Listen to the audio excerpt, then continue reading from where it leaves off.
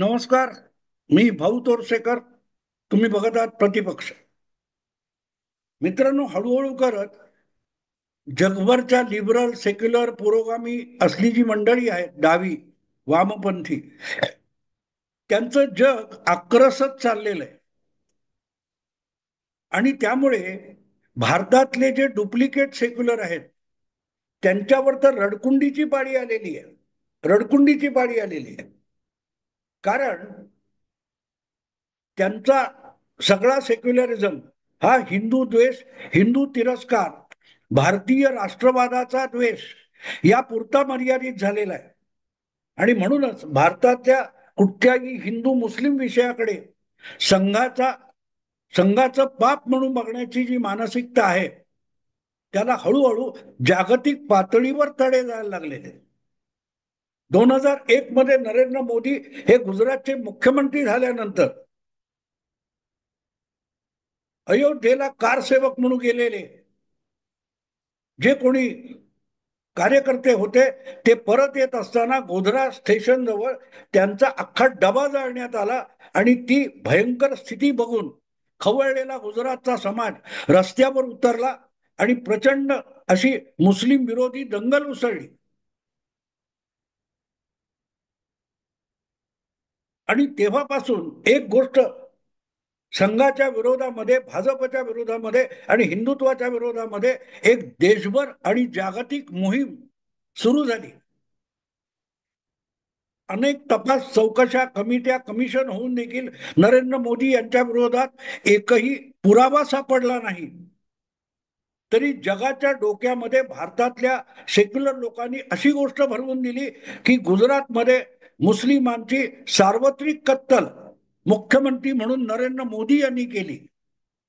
आणि त्यासाठी मोदींकडे असलेला अमेरिकेचा व्हिसा भारतातल्या 58 खासदारांनी पत्र पाठवून क्लिंटन आणि ओबामा के कोण होते त्यांना कॅन्सल करायला लावला. सॉरी, क्लिंटन नसतील, बुश असतील, कॅन्सल करायला लावला होता.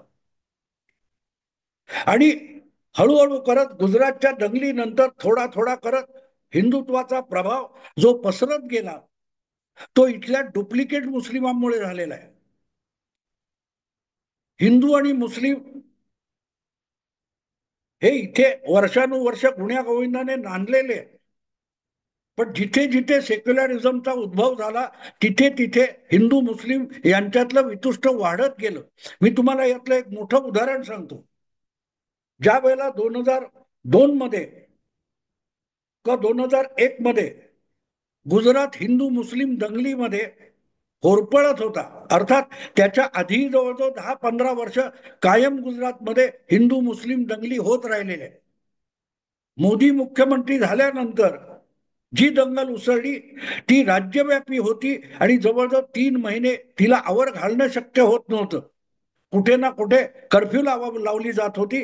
पण गुजरातच्या लोकांना त्याची सवय होती, कारण आधी 15-20 वर्ष काँग्रेसचं सरकार असताना गुजरातमध्ये कुठे ना कुठल्या तरी महानगरामध्ये हिंदू मुस्लिम दंगा व्हायचा आणि 2-2 महिने कर्फ्यू लागायची. पण गुजरातच्या 2002च्या दंगलीनंतर गुजरातमध्ये एकही जातीय धार्मिक हिंसाचार झाला नाही, हा इतिहास आहे. पण ज्या वेळेला गुजरात पेटलेला होता 2001 मध्ये, त्यावेळेला उत्तर प्रदेशात गोरखपूर जवळ एक घटना घडली होती आणि अतिशय लक्षवेधी घटना होती. गोरखपूर एक्सप्रेस किंवा असं कुठची तरी गाडी, या गाडीचा कुठच्या तरी 2 स्टेशनच्या मध्ये आडगावामध्ये जो लोहमार्ग होता तिथे भीषण अपघात झाला होता. 2-3 डबे उलटे पालटे झाले होते आणि अक्षरशः 100-200 लोक त्या अपघातामध्ये जखमी झाले होते, अडकून पडले होते. आणि त्याची खबर सुद्धा, आजच्यासारखे मोबाईल फोन वगैरे त्या काळात नव्हते. अशा वेळेला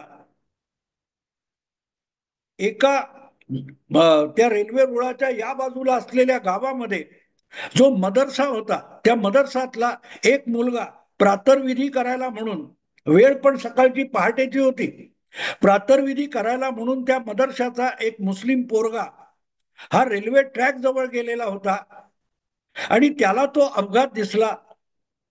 तो प्रातर्विधी विसरला, धावत पळत आपल्या मदरशामध्ये म्हणजे मुस्लिम धार्मिक शाळेमध्ये आला आणि त्याने आपल्या तिथल्या मौलानांना सांगितलं असं असं झालेलं आहे, भयंकर परिस्थिती आहे, लोकांना टाहो फोडून रडतायत, ओरडतायत. त्या मदरशाच्या मौलवींनी आपल्या मदरशातली सगळी पोरं गोळा केली आणि त्यांना घेऊन तो अपघात झालेला जो जागा होती त्या लोहमार्गावर ते गेले आणि अपघातात सापडलेल्या प्रवाशांना, जखमी प्रवाशांना त्यांनी मदत सुरू केली.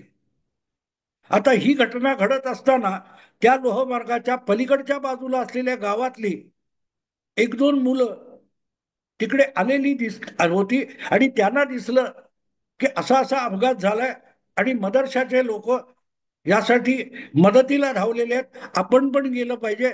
त्यांनी त्या पलीकडच्या गावातल्या राष्ट्रीय स्वयंसेवक संघाच्या एक पदाधिकारी होते, त्यांना ही गोष्ट सांगितली. त्यांनी ताबडतोब सगळीकडे माहिती पसरवली, सूचना दिल्या आणि शेकड्याच्या संख्येने आर एस एसचे कार्यकर्ते त्या अपघाताच्या ठिकाणी आले. या बाजूचे मुस्लिम तरुण आणि त्या बाजूचे हिंदू तरुण, म्हणजे एक मुस्लिम धार्मिक शाळा जिथून जिहादी तयार होतात हा सार्वत्रिक आरोप आहे आणि दुसरीकडे आर एस एसची शाखा, त्यातली मुलं जे कट्टर हिंदुत्ववादी म्हटले जातात, असे दोन्ही लोक त्या अपघात स्थळी एकत्र आले आणि त्या दोघांनी मिळून मौलवीच्या मार्गदर्शनाखाली अडकून पडलेल्या, जखमी झालेल्या, मृत्यू पंथाला लागलेल्या, बेवारस पडलेल्या त्या रेल्वे प्रवाशांना मदत करायला सुरुवात केली. आणि लक्षात ठेवा मित्रांनो, पुढचे 3 तास रेल्वे किंवा शासनाकडून कुठलीही मदत तिथपर्यंत पोहोचू शकली नव्हती. ज्या वेळेला जवळचे तहसीलदार, कोण मामलेदार वगैरे असतील यांच्यापर्यंत ही बातमी गेली आणि ते आपला सगळा फौज फाटा घेऊन त्या अपघाताच्या स्थळी पोहोचेपर्यंत 2.5-3 तास निघून गेले होते. आणि त्या सरकारी अधिकाऱ्यांना देखील, शासकीय अधिकाऱ्यांना देखील चकित व्हायची पाळी आली की अरेच्छा, कट्टर मुस्लिम आणि कट्टर हिंदू एकत्र येऊन या संकट प्रसंगी लोकांना मदत करतायत. टाइम्स ऑफ इंडियामध्ये याची फार मोठी बातमी आली होती आणि मी तेव्हा त्याच्यावर लेख सुद्धा लिहिलेला आहे. हे मी आज एवढ्यासाठी सांगतोय मित्रांनो की मग असा प्रश्न पडतो की कट्टर हिंदू आणि कट्टर मुस्लिम हे जर एकमेकाच्या जीवावर उठतात, रक्तपात करतात, एकमेकांना रक्तबंबाळ करतात, मारायला धावतात, तर मग या रेल्वे अपघाताच्या ठिकाणी कट्टर मुस्लिम, धर्मवेडे मुस्लिम आणि कट्टर हिंदू किंवा धर्मांध हिंदू हे एकत्र येऊन मरणाच्या वाटेवर निघालेल्या अपघातातल्या रेल्वे प्रवाशांना का वाचवत होते? दोघे एकत्र येऊन तिसऱ्या कोणाचा तरी जीव वाचवायचा प्रयत्न करत होते. हा काय चमत्कार होता? आणि मी त्याच्यावर विचार करत राहिलो की हे कसं काय घडलं. ज्या वेळेला गुजरातमध्ये हिंदू आणि मुस्लिम एकमेकांच्या उरावर बसलेले आहेत, एकमेकांच्या वस्त्या पेटवून देत आहेत, एकमेकांना फाडतायत, भोसकतायत, रक्तबंबाळ करतायत, दगडफेक करतायत, एकमेकांच्या वस्त्यांवर हल्ले करतायत, अशा वेळेला याच भारतातल्या उत्तर प्रदेशातल्या गोरखपूर नजीक एका गावामध्ये मुस्लिम आणि हिंदू आणि धर्माने धर्मावर कमालीची श्रद्धा असलेले कट्टर हिंदू आणि कट्टर मुस्लिम कोणातरी जखमीचा जीव वाचवण्यासाठी हातात हात मिळवून का काम करतात, याचा मी जितका विचार करत गेलो की गुजरात आणि गोरखपूर यामध्ये नेमका फरक काय आहे, की जे गोरखपूरमध्ये आहे ते गुजरातमध्ये का नव्हतं, तर त्याचं उत्तर 2-4 दिवस विचार केल्यानंतर मला सापडलं की गोरखपूरमध्ये तथाकथित सेक्युलर कोणीही नव्हता. एका बाजूला कट्टर हिंदू, दुसऱ्या बाजूला कट्टर मुस्लिम आणि तिसऱ्या बाजूला अपघातात जीवाची भीक मागणारे अपघाती प्रवासी. गुजरातमध्ये सगळा धिंगाणा होऊ शकला याचं कारण तिकडे सेक्युलर अखंड लुडबुड करत होते. मग ते मीडियातले असतील, राजकारणातले असतील, कुठलेही असतील. पण हिंदू आणि मुस्लिम यांना समजावण्यापेक्षा त्यांना एकमेकाविरुद्ध चिथावण्याचं काम गुजरातमध्ये सेक्युलर करत होते. आणि तो दंगा अधिकाधिक भडकत चालला होता. फक्त तो सेक्युलर मनोवृत्तीचा जो भाग आहे तेवढाच गोरखपूरमध्ये नव्हता. आणि दोघे मिळून तिसऱ्या कोणाचा तरी जीव वाचवते. हा फरक आहे. सेक्युलरिझम हा व्हायरस आहे असं मी का म्हणतो त्याचं उत्तर तुम्हाला या दोन घटनांच्या तुलनेमध्ये सापडेल. आणि हे मी आज एवढ्यासाठी सांगतोय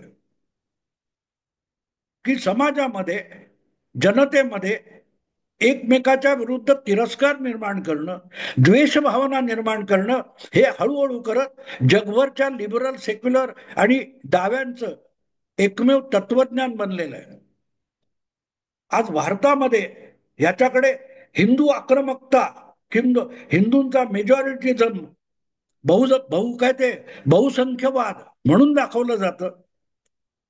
का तर तुम्ही मुस्लिमांना संपवायला टपलेत. मग युरोपच्या अनेक देशांमध्ये आज मुस्लिमांच्या विरोधात जे आक्रमकता वाढलेली आहे, सगळे आश्रयाला आलेले, निर्वासित म्हणून आलेले सगळेच्या सगळे मुस्लिम आमच्या देशातून हाकून लावा अशी मागणी आणि हिंसक आंदोलन युरोपच्या वेगवेगळ्या देशांमध्ये का सुरू झाले. तिथे कोणी संघशाखा चालवत नाही. ती मागणी करणारे हिंदूंचे नाही आहेत, संघाचे नाही आहेत, बहुतांश ख्रिश्चन आहेत, ज्यू पण असतील. हिंदूंचा मागमूस त्याच्यामध्ये नाहीये. आणि तिथे मग कळतं की ही समस्या जी भारतामध्ये फाळणीनंतर निर्माण झाली प्रामुख्याने, ती युरोपने विकत घेतलेली समस्या आहे. सिरिया, इराक, अमुक तमुक, अफगाणिस्तान, बांगलादेश, कुठचेही बेकायदा आलेले जे मुस्लिम होते या देशातून, त्यांना आश्रित म्हणून, निर्वासित म्हणून स्वीकारलं, नागरिकत्व दिलं. कुठचीही कलागुण, गुणवत्ता, पात्रता नसताना त्यांचा सरकार, त्यांचा खर्च तिथल्या सरकारने, म्हणजे अल्टिमेटली ज्या बिगर मुस्लिम जनतेने पोचला त्यावरच आता ते मुस्लिम आक्रमक तुटून पडलेले. आणि त्यामुळे ही पिढा नको यांना पाठवून द्या अशा स्वरूपाची आंदोलनं सुरू झाली. पण समस्या निर्माण कोणी केली तर युरोपमधल्या सेक्युलर, लिबरल, पुरोगामी लोकांनी ही समस्या निर्माण केली. ती खऱ्या मुस्लिमांनी केलं असं म्हणता येणार नाही. खरा मुस्लिम सुद्धा इतका राष्ट्रवादाचा, आपल्या पूर्व संस्कृतीचा द्वेष करत नाही, तिरस्कार करत नाही. इतका पुरोगामी माणूस ह्या आपल्या पूर्वजांचा द्वेष करत असतो, आपल्या अभिमानाला अपमान मानत असतो. आणि म्हणून काल परवा मोठी चर्चा सुरू झाली आहे की जो राष्ट्रसंघाची सर्वसाधारण सभा आहे, जिथे जगाच्या सगळ्या सदस्य देशाचे राष्ट्रप्रमुख येऊन आपापलं भाषण करतात, तिथे जगातला सगळ्यात मोठा मुस्लिम देश इंडोनेशिया, त्याचे ते जे राष्ट्राध्यक्ष आहेत त्यांचं नाव अत्यंत प्रभाव असं काहीतरी विचित्र नाव आहे, मला नाव आठवत नाही, पण ते इंडोनेशियाचे राष्ट्राध्यक्ष आहेत. आणि त्यांनी तिथे आपल्या भाषणाचा शेवट करताना काय उच्चारले शब्द? ओम शांती शांती. शब्द काय उच्चारलेत बघा? ओम शांती शांती, नमो बुद्धाय. आणि इंडोनेशिया म्हणजे त्या देशामध्ये काय 80-90% मुस्लिम लोकसंख्या आहे. स्वतः राष्ट्राध्यक्ष मुस्लिम आहेत, पण त्यांच्या देशाच्या चलनावर, नोटेवर गणपतीचं चित्र असतं. त्यांच्या काय तो नावं पण हिंदू बरीच आहेत, पण तो भाग सोडा, रामलीला पण होतात तिथे, तो भाग सोडून द्या. हेच इंडोनेशियाचे राष्ट्राध्यक्ष हे मला वाटतं 26 जानेवारीच्या कार्यक्रमाला, संचलनाला दिल्लीमध्ये प्रमुख पाहुणे म्हणून आले होते. आणि त्यानंतर राष्ट्रपती भवनामध्ये त्यांना जी मेजवानी देण्यात आली तेव्हा भाषण करताना त्यांनी सांगितलं की माझा डीएनए 80% भारतीय आहे, हिंदू आहे.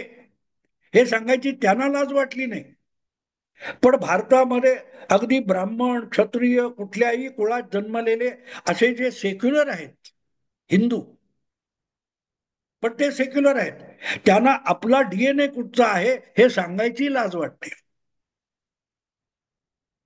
गेल्या 800-1000 वर्षामध्ये भारतातलेच अनेक हिंदू हे धर्मांतरित झाले, कन्वर्ट झाले आणि मुस्लिम झाले.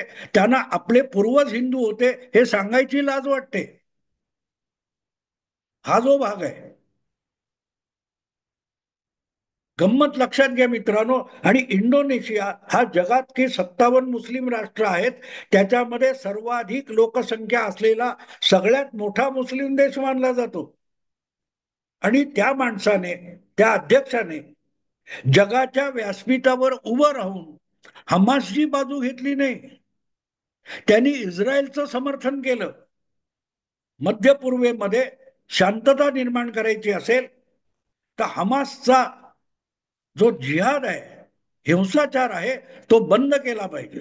जोपर्यंत इस्रायल या बिगर मुस्लिम राष्ट्राला मध्य पूर्वेमध्ये सुरक्षेची हमी दिली जात नाही, तोपर्यंत मध्य पूर्वेत शांतता निर्माण होणार नाही, प्रस्थापित होणार नाही.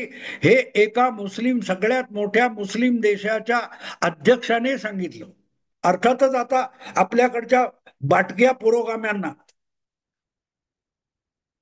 किंवा हिंदू राहून मुस्लिम असलेल्यांना कमालीचं दुःख होऊ शकतं, कमालीचं. आणि त्यामुळे चर्चा चालू आहेत. पण तो बोललाय ते बरोबर बोललाय की चूक बोललाय याच्याबद्दल चर्चा होणार नाही. इस्रायलने अक्षरशः प्रति हल्ल्याचा धुमाकूळ घातलेला आहे, पण सुरुवात इस्रायलने केली नव्हती. इस्रायलवर हल्ला करून 1500 लोकांना अपहरण करण्यात आलं आणि त्यातले अजून काही 100-200 इस्रायली नागरिक हमासच्या ताब्यात अपहरण केलेले आहेत. त्यांना हमास सोडायला तयार नाही. तरी हमाससाठी अश्रू ढाळणारे पुरोगामी भारतात तुम्हाला शेकड्यांनी सापडतील, शेकड्यांनी सापडतील. कारण त्यांना जिहाद आवडतो, हिंसा आवडते. आणि म्हणून मला असं कधी कधी वाटतं की तो जिहाद वगैरे आहे, त्याच्यात असल्या सेक्युलर लोकांचा जास्तीत जास्त बळी पडावा. रेल्वेत बॉम्बस्फोट होतो, आणखीन कुठेतरी एखाद्या शाळेमध्ये, इस्पितळामध्ये जिहादींनी लावलेला बॉम्बस्फोट होतो. त्यामध्ये असे पुरोगाम्यांचे जास्तीत जास्त बळी पडावेत, त्यांच्या कुटुंबियांचे बळी पडावेत. मग त्यांचा सेक्युलरिझम कुठे जातो हे तपासून बघता येईल. असो, आजची गोष्ट एवढीच आहे की जगातल्या सगळ्यात मोठ्या मुस्लिम देशाचा अध्यक्ष हा जागतिक मंचावर उभा राहून छाती ठोकपणे सांगतो की इस्रायलवर अन्याय होतोय आणि हा फार मोठा बदल आहे. ज्या वेळेला इंडोनेशियाचा अध्यक्ष बोलतो तेव्हा आपोआपच सौदी अरेबिया किंवा असे जे सॉफ्ट लेवलवर आलेले आहेत अशा लोकांना इंडोनेशियाचा आवाज बळकट करावा लागेल आणि तो होईल. जग बदलेल. उद्या कदाचित सगळी मुस्लिम राष्ट्र सुद्धा इतकी कडवट मुस्लिम नसतील, पण भारतातले डावे त्यांच्यापेक्षाही अत्यंत कडवे मुस्लिम असल्यासारखे बोलताना आपल्याला ऐकायला मिळेल. याचं कारण ते म्हणतात ना, बाळासाहेब ठाकरे म्हणायचे, बाटगा जो असतो तो अधिक जोरात बांग देतो. आ वन टू, नेमकी तीच गोष्ट आहे, तीच गोष्ट आहे. संघाविरुद्ध जितक्या आवेशात आज उद्धव ठाकरे बोलतात ते बघितलं की हा नवा नवा बाटका आहे सेक्युलर झालेला, हे वेगळं सांगायची गरज नाही. असो, मुद्दा मित्रांनो इतकाच आहे की जग बदलत आहे आणि जग बदलणार यावर माझा विश्वास आहे. तुम्ही विश्वास ठेवावा यासाठी सांगितलं की जगातला सगळ्यात मोठा मुस्लिम देश जर इस्रायलच्या समर्थनाला आज उभं राहिला असेल तर लिबरल सेक्युलर डाव्या वामपंथी मार्क्सिस्ट लोकांनी जे ढोंग गेल्या 50 वर्षामध्ये जगभर निर्माण केलेला आहे त्याचा अस्त व्हायला सुरुवात झाली असं समजावं. असं समजावं. कारण त्यांनी सांगितलं की मग मुस्लिम देशांनी सुद्धा सरसकट इस्रायलला आधी मान्यता द्यावी, पॅलेस्टाईनला मान्यता द्यायची तर आधी इस्रायलला मान्यता द्या. हे जेव्हा एका मुस्लिम मोठ्या देशाचा नेता सांगतो तेव्हा जगामध्ये काही मोठा बदल व्हायला सुरुवात झाली. याची खुणगाठ बांधा. मी थांबतो. आवडलं लाईक करा, शेअर करा आणि प्रतिपक्षाला सबस्क्राईब करा. नमस्कार.